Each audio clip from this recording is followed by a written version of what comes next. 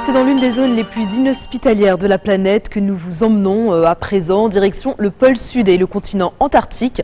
Une équipe de France 24 a embarqué à bord de l'Astrolabe, un navire polaire français, et a suivi l'expédition d'une quinzaine de scientifiques venus mesurer les conséquences du réchauffement climatique en terre Adélie.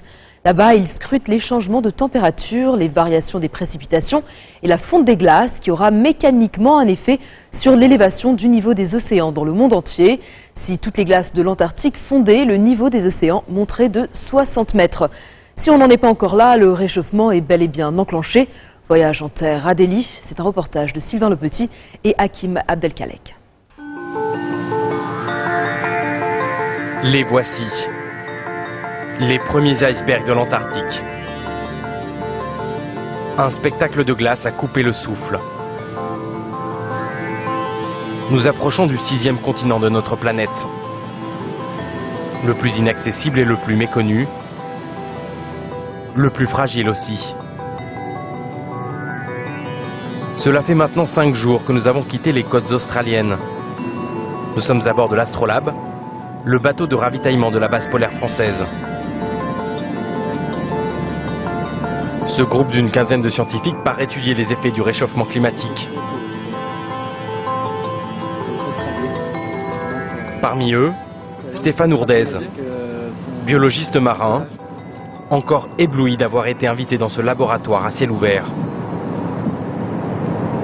Il y a un phoque juste là.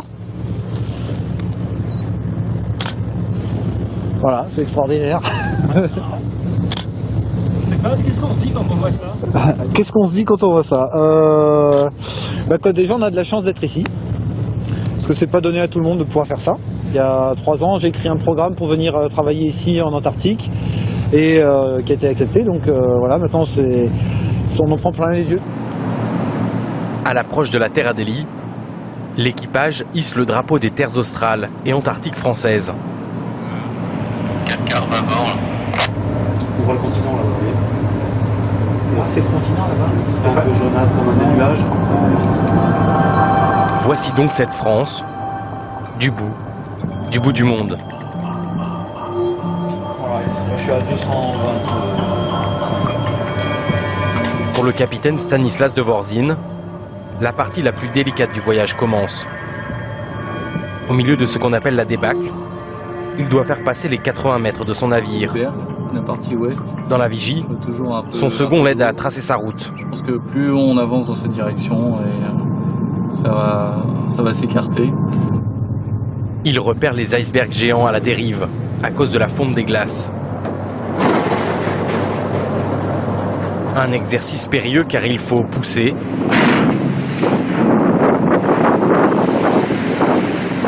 voire briser des plaques de plusieurs tonnes.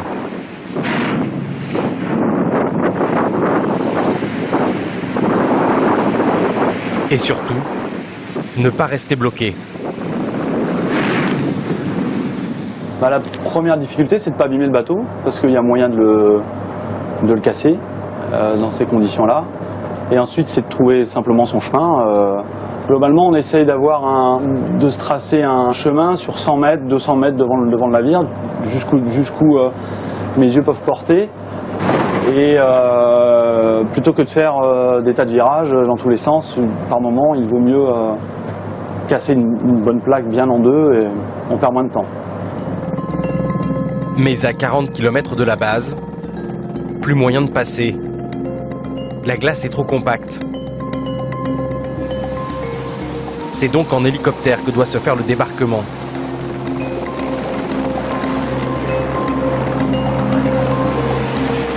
Le biologiste Stéphane Ourdez fait partie des premiers passagers débarqués. Sous ses yeux, les immensités de l'Antarctique. Un continent de glace 2 fois plus grand que l'Australie et recouvert d'une calotte glaciaire de 1500 mètres. Des terres totalement inhabitées, à l'exception de quelques bases scientifiques, comme celle de Dumont-d'Urville, du nom de l'explorateur français venu accoster en 1840, au milieu de cette colonie de manchots. L'hiver, il peut faire jusqu'à moins 80 degrés.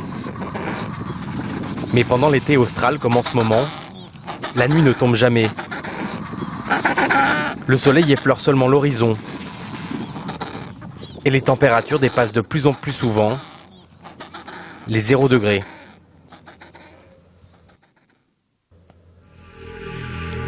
Météorologues, glaciologues, climatologues, les scientifiques prennent ici le pouls de notre planète. On regarde au zénith.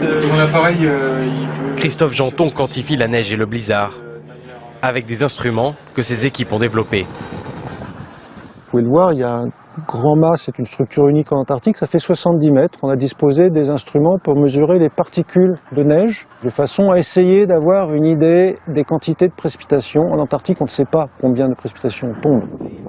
Le réchauffement pourrait être 4 fois plus rapide en Antarctique qu'ailleurs. On a un gros réservoir d'eau ici, énorme.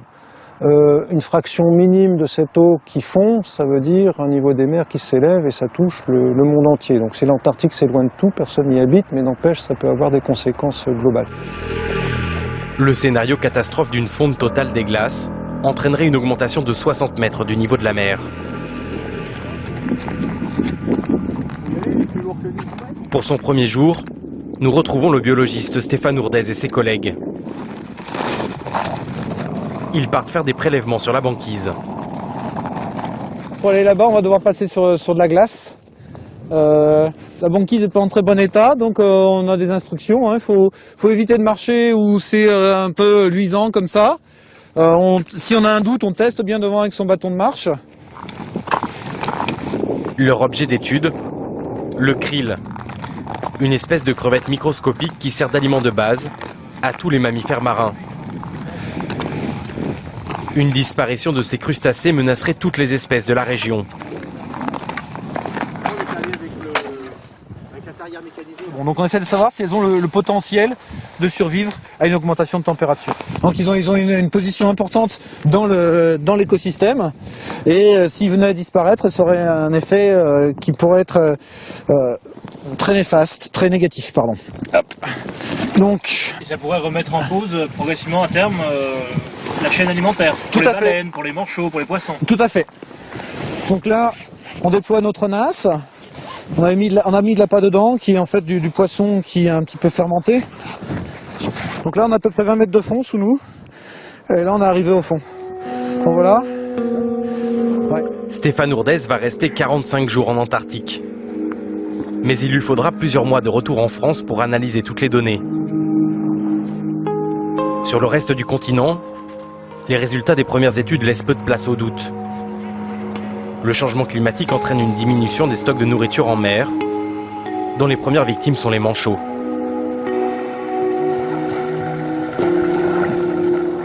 Ces oiseaux, capables de nager dans une eau à 0 degré, se nourrissent principalement de micro-organismes qui se développent sous la glace de mer.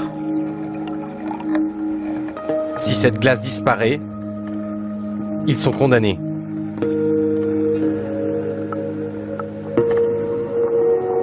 Pour étudier la faune de la Terre Adélie, des équipes scientifiques françaises se relaient chaque année depuis plus de 65 ans. Ce matin, nous suivons l'ornithologue Céline Le Bohec dans sa tournée d'observation sur la banquise. Ils ont encore bougé. Cela fait 15 ans qu'elle travaille sur les manchots. Parce que hier, la colonie était plus dans ce coin-là. À proximité de la base, 2 espèces cohabitent. Le manchot empereur, le plus grand et le plus connu depuis le documentaire La Marche de l'Empereur, et les manchots Adélie, les plus nombreux. 2 espèces en danger. Il y a des grognons. Là, ils ont peur de nous? Ils sont dérangés. Je dirais qu'ils n'ont pas peur, mais ils sentent qu'il y a quelque chose de différent dans leur environnement, donc ils bougent. Sans se casser. Les ornithologues cherchent à connaître leur nombre et leur déplacement. Pour les comptabiliser, ces câbles tendus. À chaque fois qu'un manchot passe au-dessus, il est enregistré. Donc toutes les petites données d'acquisition se trouvent là-dessus. Il y a eu beaucoup d'impact finalement de ce réchauffement climatique sur la glace et donc sur la chaîne alimentaire. Et conséquence, les populations de manchots Adélie en Antarctique souffrent, je dirais. Et on a eu quelque chose comme, je dirais 80 à 90% de déclin de ces populations en péninsule Antarctique. Les manchots Adélie seraient encore 5 millions sur tout le continent. Mais le déclin peut être brutal. Dans la colonie au pied de la base, un portique enregistre chaque entrée et sortie. Les manchots sont pesés pour connaître leur poids au départ et au retour de la pêche. Les femelles sont numérotées, leurs œufs et leurs poussins scrutés. Donc là, on va capturer le poussin d'un des couples que l'on suit depuis le début de la campagne de la saison. Il n'est pas super content. Ce sont eux les plus vulnérables aux variations de température. Juste là. Donc c'était 54 son adulte. Donc elle a mesuré le bec de l'oiseau. Elle va mesurer maintenant les ailerons. Depuis 2 ans, il pleut régulièrement sur l'Antarctique. Le premier plumage des poussins les protège du froid. Mais pas de l'eau ou de la neige fondue. Quand les températures rechutent pendant la nuit, les poussins mouillés gèlent et meurent en masse. Le succès reproducteur de l'archipel ou de ces colonies varie en fonction des années. Donc succès reproducteur, c'est-à-dire à savoir combien de poussins vont être produits au cours de l'année. Et par exemple, l'année dernière, nous avons eu un succès reproducteur de 0%. Tous les poussins sont morts. Pas un seul n'a survécu. Le poussin va appeler et le parent va revenir tout doucement.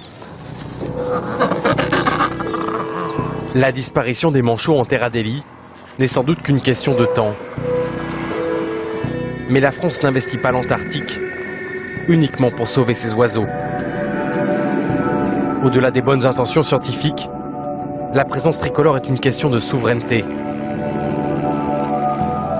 30 personnes vivent à l'année sur la base, qui compte un hôpital, un bureau de poste et un chef de district. Un titre hérité tout droit de l'époque coloniale. François Grosvalet représente l'administration française sur ces immensités désertiques. Une présence nécessaire aux yeux des autorités françaises, car ces terres et leurs éventuelles matières premières attirent la convoitise des grandes puissances. Potentiellement, il y a du pétrole, du gaz, des minerais. Potentiellement, il y a tout ça. On est sur un très grand continent qui est plus grand que l'Australie, d'accord ? Donc ça fait à peu près 20 fois la France en superficie.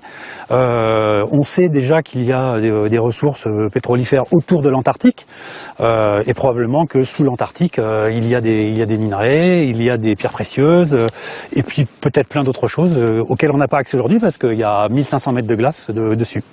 Mais progressivement, si les Indiens sont là, si les Chinois sont là, c'est que l'avenir se prépare ? Ah oui, ça c'est sûr que l'avenir se prépare lentement, mais oui, on est clairement lancé aujourd'hui dans une course pour la conquête de l'Antarctique qui se fera dans 100 ans ou dans 200 ans. Pour l'instant, un traité de l'Antarctique interdit les forages, mais il expire en 2049. Une menace supplémentaire pour le continent blanc. Sur une autre base, des scientifiques argentins ont enregistré cette année un nouveau record de chaleur. 17 degrés 2 jours de suite, du jamais vu à l'échelle de l'humanité. Code 24, c'est déjà fini et Serge Berberet sera là la semaine prochaine pour une nouvelle fenêtre sur l'actualité internationale. Vous pouvez revoir cet épisode dès à présent sur notre site internet. N'hésitez pas non plus à nous envoyer vos commentaires à l'adresse qui s'affiche au bas de votre écran. Très bonne suite de programmes sur notre antenne et très bonne soirée.